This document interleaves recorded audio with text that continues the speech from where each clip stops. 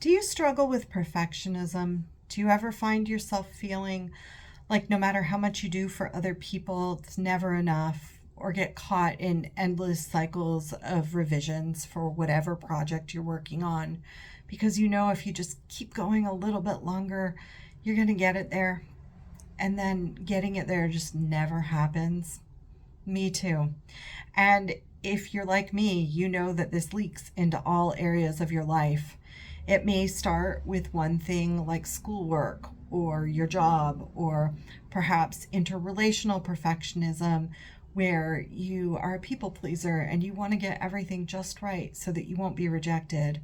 But before long, there's a creep, and that perfectionism starts to find its way into every aspect of your life.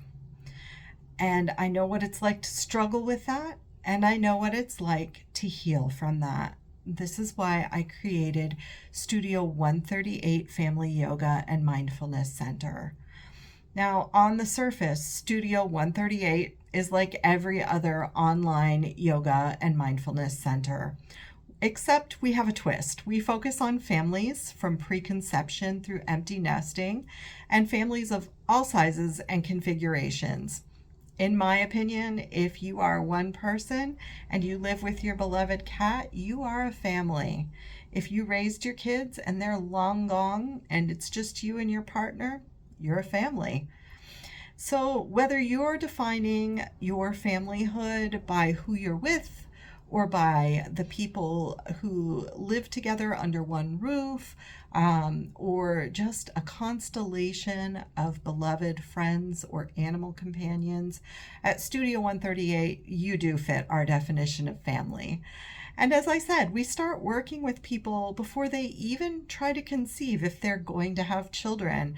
And we work with them long after they have had their nest emptied and their kids are away at college or off living their own lives, having their own adventures.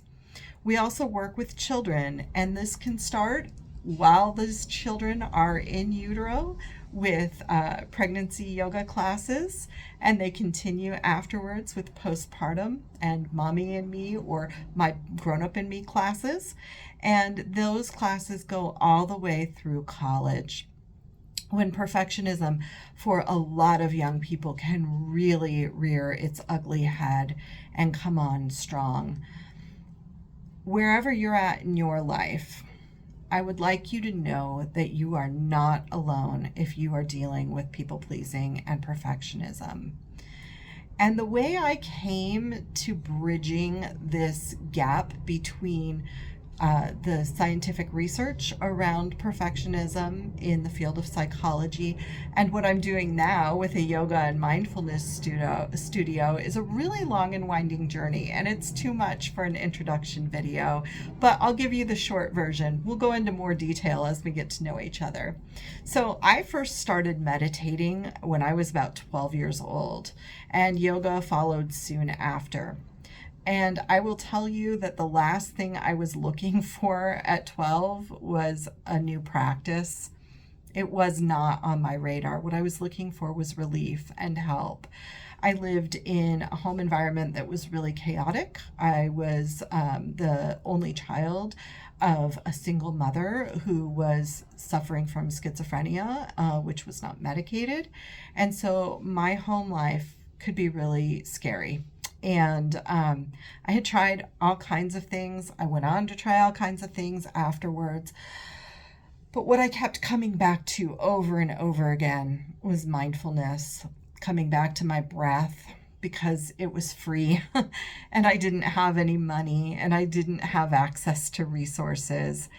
And so I learned how to meditate with a Swami Satchidananda record that I found in my mom's collection.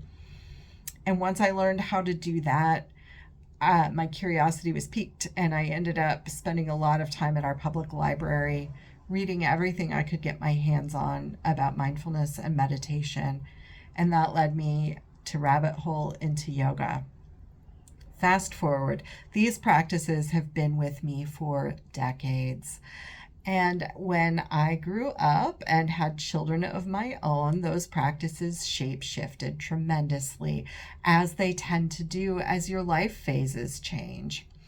And I didn't have long periods of time when I could just sit in silence anymore. So I learned how to carry mindfulness and meditation into my real everyday life that didn't look anything like a retreat. And I learned how to do yoga not just on the mat, but against the back of my couch in the living room, in line at the grocery store, standing in tree pose. We work with what we have, and perfectionism is the enemy of good.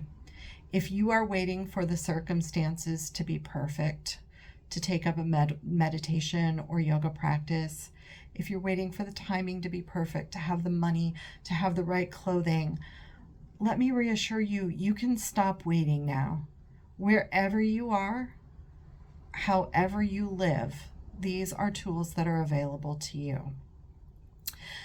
I started this YouTube channel as an offshoot of my online studio for equity purposes and to spread the word. See, Studio 138 is a paid program. I have memberships of various levels and coaching packages of different price points, but it isn't free unless you're talking about my blog, which will be on my website soon, and that will be free. And that will be readable by anyone with an internet connection or who can log in at a public library. YouTube allows me to offer the classes and resources that I'm normally paid a premium fee for at Studio 138 to everyone for free. I hope that at some point maybe I'll get paid in ad revenue and brand deals.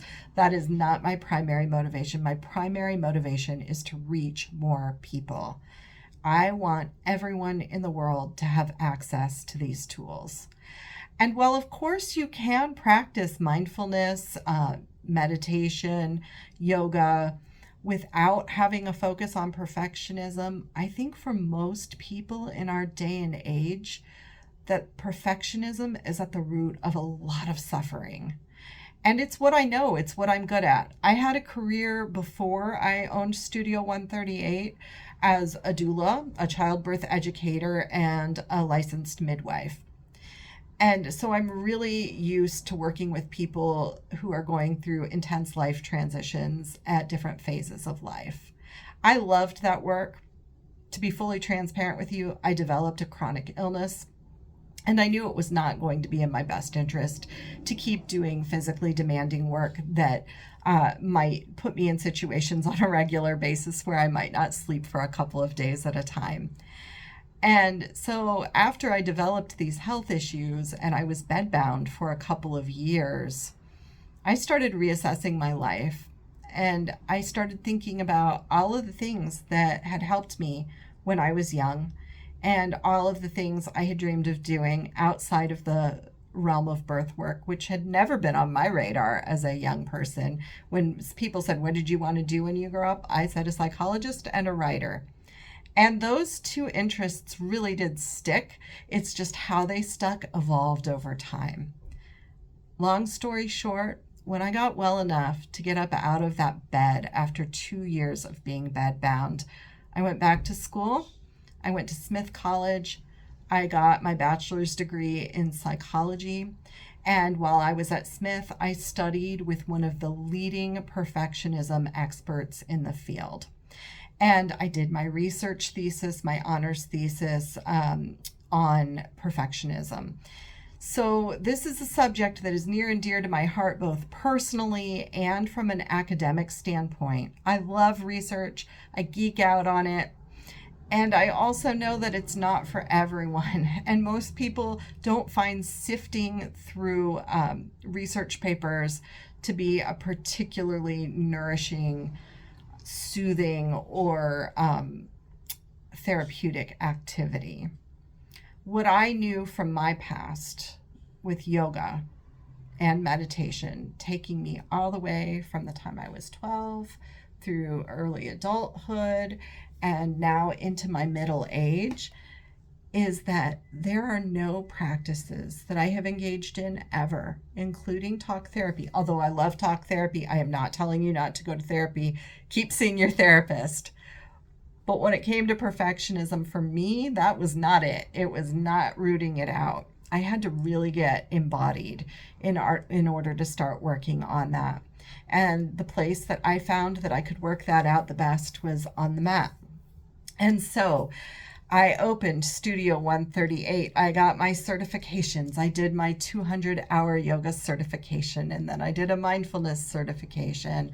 I got certified in children's yoga and prenatal yoga, and I'm currently going through my 300-hour because when I reach 500 hours, I will have more advanced knowledge to share, but also at some point I will be able to train teachers on my own, which is a dream of mine.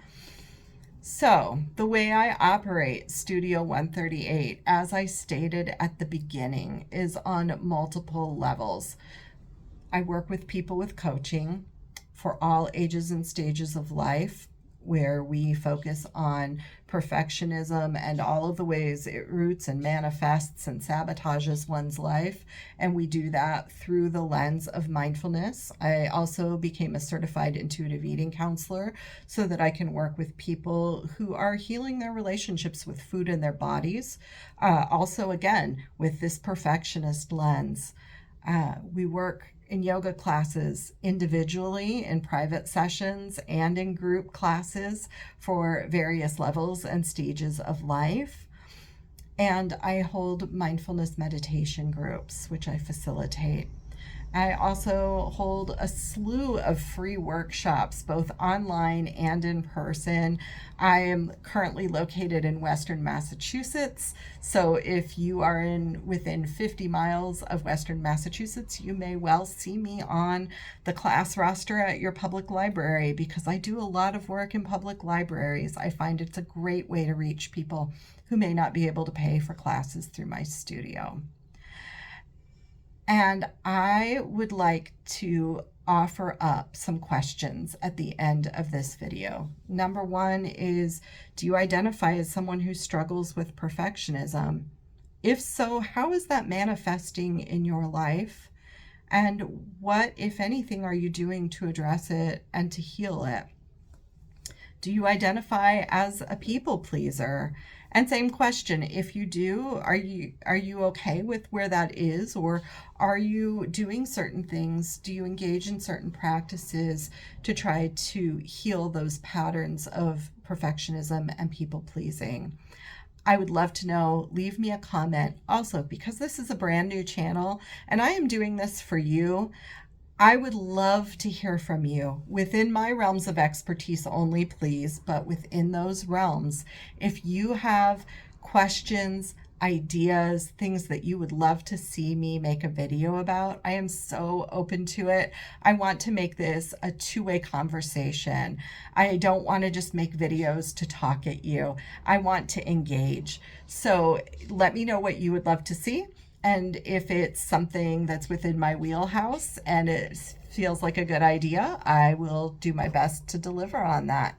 In the meantime, make sure you subscribe, click like so that more people will find Studio 138 in the algorithm, and I'll see you soon.